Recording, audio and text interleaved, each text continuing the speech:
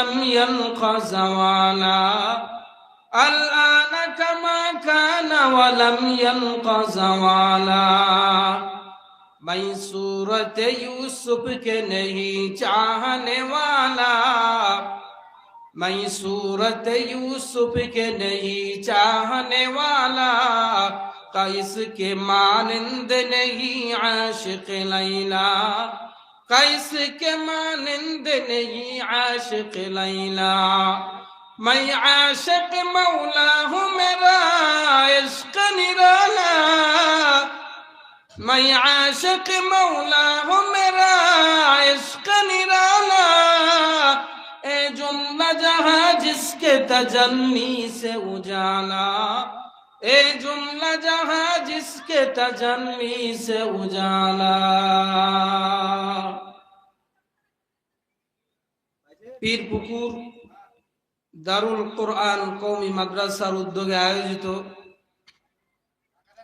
দিনের বেলা তাফসীরুল কোরআন মাহফিলের সম্মানিত সভাপতি, প্রধান অতিথি, বিশেষ অতিথিবৃন্দ, দূর দূরান্ত থেকে আগত ইসলাম প্রিয়, দিন প্রিয় মুসলমান ভাইয়েরা, পর্দানিশীন মা ও বোনেরা,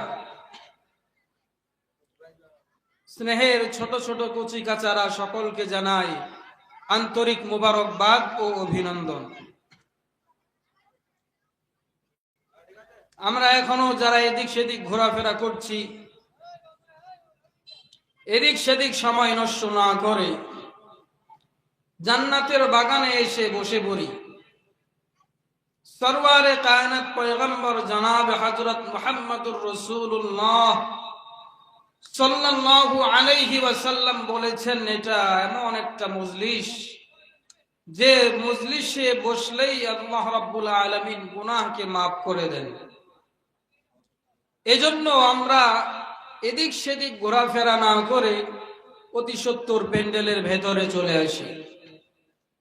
আমি আপনাদের সামনে সূরা রহমান থেকে কয়েকটি আয়াত তেলাওয়াত করেছি। রাসূল করিম সাল্লাল্লাহু আলাইহি ওয়াসাল্লামের হাদিসের ভান্ডার থেকে একটি হাদিস আমি পাঠ করেছি। এগুলোকে সামনে রেখেই কিছু কথা আপনাদের সামনে বলতে থাকবো ইনশাআল্লাহ। তো আল্লাহ রাব্বুল আলামিন আমাদেরকে এই মজলিসে আসার তৌফিক দান করেছেন। এখানে চাইলেই কেউ আসতে পারে না, কেউ আসতে পারবো না, বসতে পারবো না। আল্লাহ তাআলা তৌফিক দিয়েছেন, এটা একটা অনেক বড় নিয়ামত। আল্লাহ তাআলার নিয়ামত গুলোর শুকরিয়া আদায় করা, শুকরিয়া আদায় করলে আল্লাহ তাআলা নিয়ামতকে বাড়ায়া দেন। আল্লাহ রাব্বুল আলামিন সূরা ইব্রাহিমের মধ্যে বলেন, লাইন শাকারতুম লাযীদান্নাকুম ওয়া লাইন কাফারতুম ইন্না আযাবি লাশাদীদ। আল্লাহ রাব্বুল আলামিন বলতেছেন, লাইন শাকারতুম লাযীদান্নাকুম, বান্দা নিয়ামত পাওয়ার পরে যদি নিয়ামতের শুকরিয়া আদায় করো, লাযীদান্নাকুম, আমি নিয়ামতকে বাড়ায়া দিব। ওয়ালাইন কাফারতুম, আর যদি নিয়ামত পাওয়ার পরে নিয়ামতের শুকরিয়া আদায় না করো, আল্লাহ রাব্বুল আলামিন বলতেছেন, ইন্না আযাবি লাশাদীদ, আমার শাস্তি বড় কঠিন, বড় ভয়ঙ্কর। এই জন্য নিয়ামতের শুকরিয়া আদায় করতে হবে। আল্লাহ রাব্বুল আলামিন আমাদেরকে অসংখ্য গণিত নিয়ামত দান করেছেন, যেগুলো গণনা করে শেষ করা যাবে না। অসংখ্য গণিত নিয়ামত দিয়েছেন। আল্লাহ রাব্বুল আলামিন বলতেছেন, কত নিয়ামত তোমাদেরকে দিয়েছি, তোমরা কি জানতে চাও? সূরা ইব্রাহিমের মধ্যে আল্লাহ রাব্বুল আলামিন বলতেছেন, ওয়া ইন তাউদ্দু নি'মাতাল্লাহ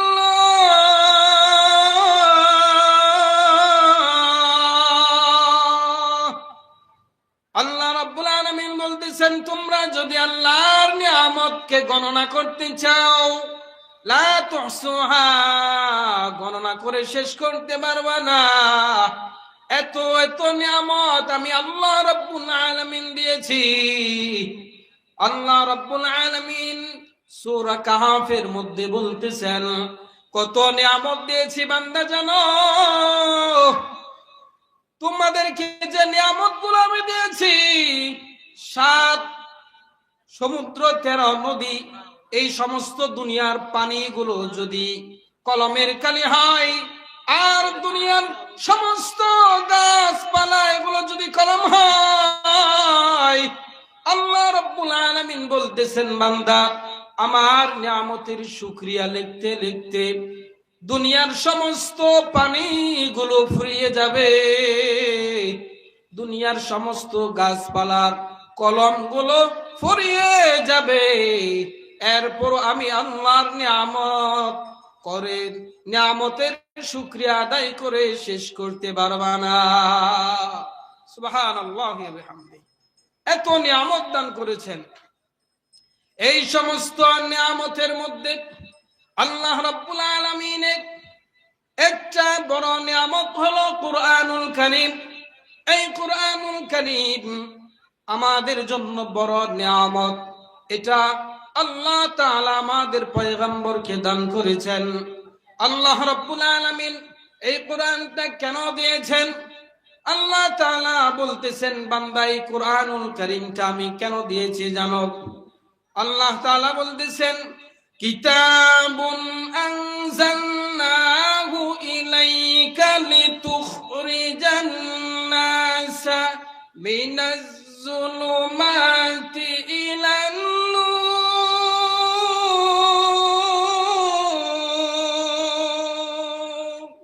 আল্লাহ তাআলা বলতেছেন এটা এমন একটা কিতাব আমি পয়গম্বরকে দিয়েছি। এই কিতাবটা মানুষকে অন্ধকার থেকে আলোর দিকে বের করবে, মানুষকে গুমরাহ থেকে সঠিক পথ দেখাবে। এই কুরআনুল কারীমের শিক্ষা যারা অর্জন করবে তারা প্রকৃত মানুষ হবে এবং শ্রেষ্ঠ মানুষ রূপে আখ্যা পাবে। সূরা রহমানের মধ্যে আল্লাহ রাব্বুল আলামিন বলতেছেন আর রহমানু আল্লামাল কুরআনা খালাকাল ইনসানা আল্লামাহুল বায়ান। আল্লাহ রাব্বুল আলামিন আল্লামাল কুরআন আগে বলেছেন, এরপরে খালাকাল ইনসান। আল্লাহ তাআলা দুনিয়াতে যা কিছু পাঠিয়েছেন, যা কিছু করেছেন, সব কিছুর তারতিব আছে, সব কিছু সাজানো গুছানো এরকম আল্লাহ তাআলা পাঠিয়েছেন। আল্লাহ তাআলা রাব্বুল আলামিন আগে আল্লামাল কুরআন বললেন, এরপরে খালাকাল ইনসান। আনার রহমান, আমি রহমান, আল্লামতুল কুরআন, কুরআন শিক্ষা দিয়েছি। খলাকতুল ইনসানা, মানুষ সৃষ্টি করেছি। তো মানুষ আগে জন্মগ্রহণ করে, এরপরে আস্তে আস্তে বড় হয়ে লেখাপড়া শিখে, এরপরে সে মানুষ হয়। আগে মানুষ হয়, জন্মগ্রহণ করে, আস্তে আস্তে বড় হয়, এরপরে কুরআনুল কারীমের শিক্ষা হয়তো অর্জন করবে। কিন্তু আল্লাহ রাব্বুল আলামিন আগে জন্মের কথা বললেন না, তারতিবটাকে উল্টায়া দিলেন।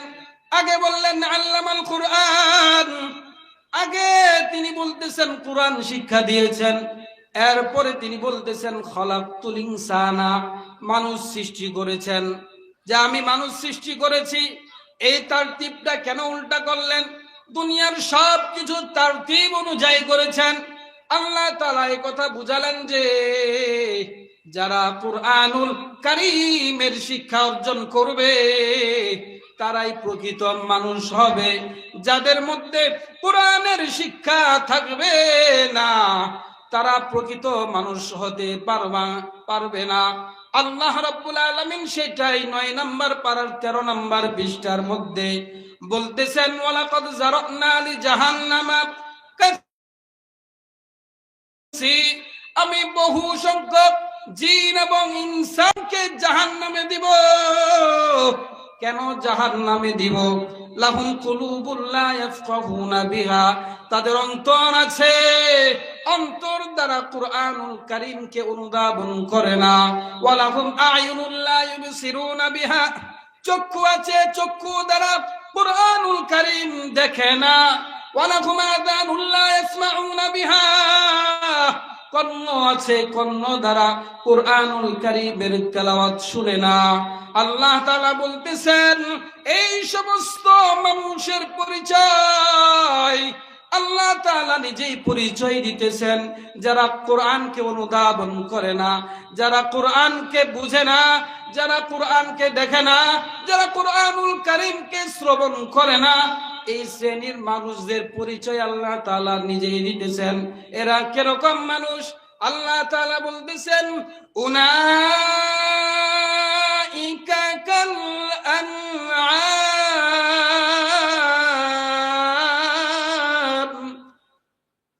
বাল হুম আদল, উনাইকা হুমুল গাফিলুন।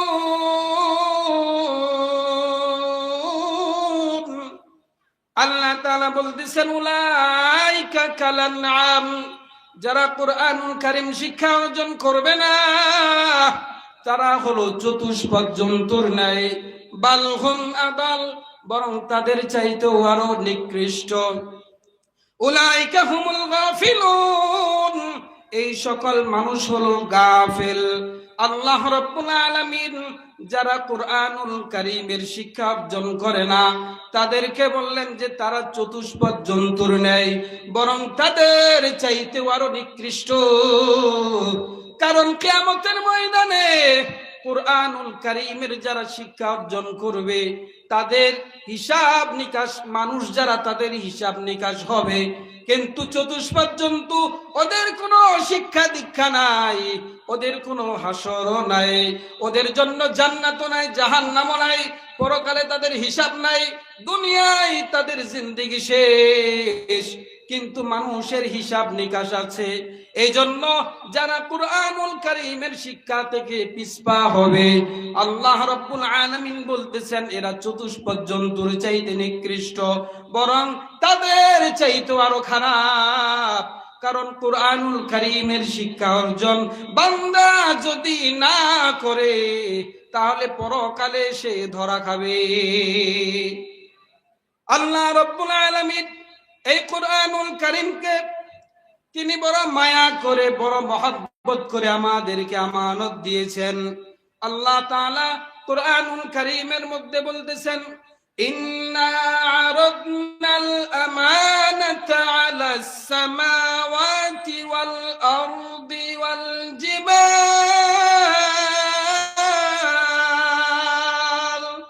আল্লাহ তাআলা বলতেছেন যে আমি এই কুরআনুল কারীমকে আমানত দিতে চেয়েছিলাম।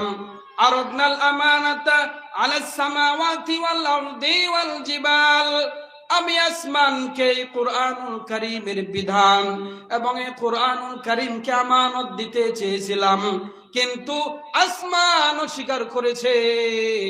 এরপরে আমি জমিনকে দিতে চেয়েছি, জমিন অস্বীকার করেছে। পাহাড়কে আমি দিতে চেয়েছি, পাহাড় অস্বীকার করেছে। এই সমস্ত জিনিস সবাই কুরআনুল কারীমের আমানত নিতে অস্বীকৃতি দিয়েছে। ফাআবাইনা আন ইয়াহমিলনাহা ওয়াশফাকনা মিনহা, এই সমস্ত কিছু বহন করতে, আমানত নিতে অস্বীকৃতি জানিয়েছে। আল্লাহ তাআলা বলতেছেন কিন্তু ওয়াহামালাল ইনসান,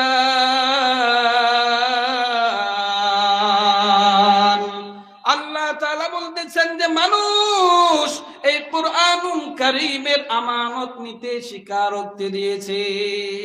সুবহানাল্লাহ, সবাই অস্বীকৃতি জানিয়েছে, কিন্তু মানুষ এই কুরআনুল কারীমের আমানত নিয়েছে। সুবহানাল্লাহি ওয়া বিহামদিহি। তো দুনিয়ার মধ্যে আল্লাহ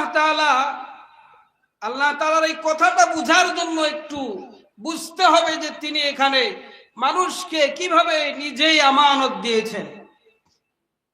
দুনিয়ায় আমরা যদি কেউ কারো কাছে টাকা বা কোনো কিছু আমানত রাখতে চাই, কেউ অস্বীকার করলে তার চেয়ে যে শক্তিধর আরো আছে, তার কাছে মানুষ আমানত রাখতে চাইবে। আলহামদুলিল্লাহ, সভাপতি সাহেব আমাদের মাঝে অবস্থান করেছেন, আমরা তাকে স্বাগতম জানাই। আল্লাহ তাআলা তাকে দ্বীনের জন্য কবুল ও মঞ্জুর করুন, সকলে পড়ি আমিন। আমাদের যে সভাপতি সাহেব উনি চলে এসেছেন, আমাদের যে বিএনপির মনোয়ার হোসেন সাহেব উনিও উপস্থিত হয়ে গেছেন। তো আমরা এখনো যারা বাইরে ঘুরতেছি, আমরা অতি সত্বর প্যান্ডেলে চলে আসি। তো বলতেছিলাম, মানুষ একজনকে একটা জিনিস আমানত দিতে চাইলে সে যদি অস্বীকৃতি জানায় যে না আমি পারবো না রাখতে, তো তার চেয়ে যে শক্তিশালী তাকে আমানতটা দিতে চায়। কিন্তু আল্লাহ তাআলা এমনটি করেননি। তিনি প্রথমে আসমানকে বলেছেন, আসমান যখন অস্বীকার করেছে, আসমানের চাইতে জমিনটা আরো ছোট। আসমান অস্বীকার করলে জমিনকে বলেছেন, জমিন অস্বীকার করেছে যখন, তারপরে পাহাড়কে বলেছেন। তো আস্তে আস্তে নিচের দিকে নামতেছেন কেন? কারণ আল্লাহ রব্বুল আলামিন এই কুরআনুল কারীমের আমানত মানুষকে দান করবেন। সুবহানাল্লাহ। এই কুরআনুল কারীমের আমানতটা এটা সহজ কোনো কথা নয়। আল্লাহ রব্বুল আলামিন বলতেছেন, এই কুরআন যদি আমি পাহাড়কেও দিতাম তাহলে পাহাড় চূর্ণ বিচূর্ণ হয়ে যেত। সূরা হাশরের মধ্যে আল্লাহ রাব্বুল আলামিন বলতেছেন, লাউ আনজালনা হাদাল কুরআনা আলা জাবালিন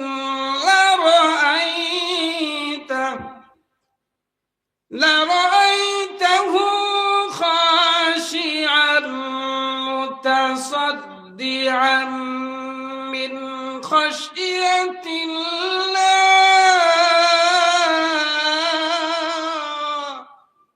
আল্লাহ রাব্বুল আলামিন বলতেছেন, লাউ আনজালনা হাযাল কুরআন আলা জাবালিন, আমি যদি এই কুরআনুল কারীমকে পাহাড়ের উপর অবতীর্ণ করতাম, লারাআইতাহু খাশিআম মুতাসাদ্দিআম মিন খাশিয়াতিল্লাহ, তাহলে এই কুরআনুল কারীম আল্লাহ তাআলার ভয়ে এই কুরআনুল কারীমকে যদি নাজিল করতেন পাহাড়ের মধ্যে, পাহাড় চূর্ণ বিচূর্ণ হয়ে যেত।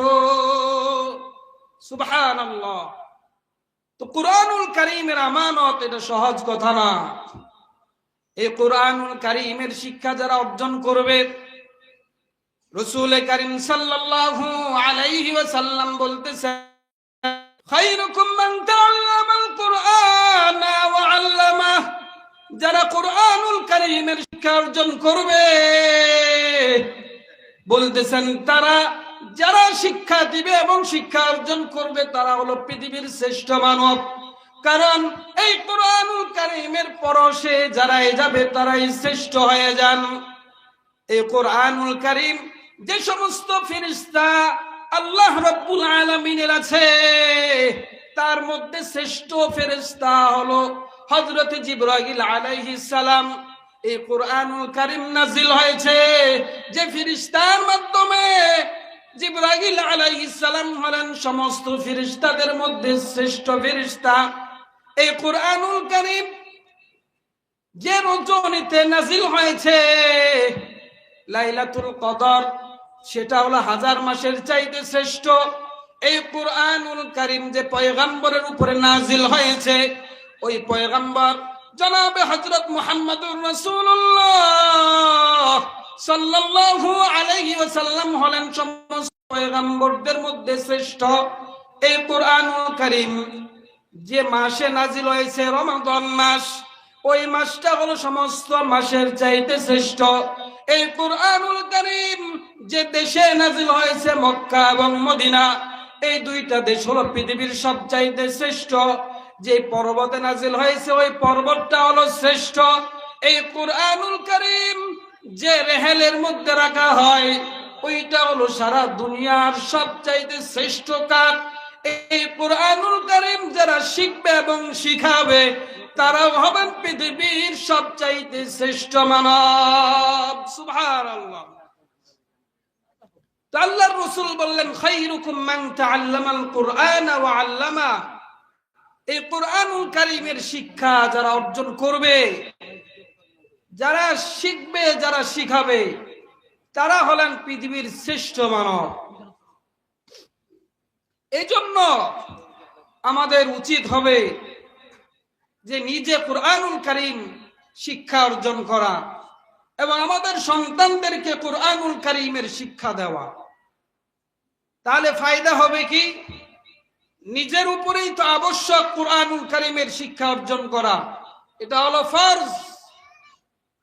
তাহলে আমাদের ফরজ আদায় হবে। কুরআনের শিক্ষা অর্জন করে আমরা কবরে যেতে পারবো। নামাজ পড়তেও আমাদের কুরআনুল কারীম লাগবে। কুরআন অশুদ্ধ হলে নামাজও আমাদের হবে না। নিজের অনেকগুলো ফায়দা।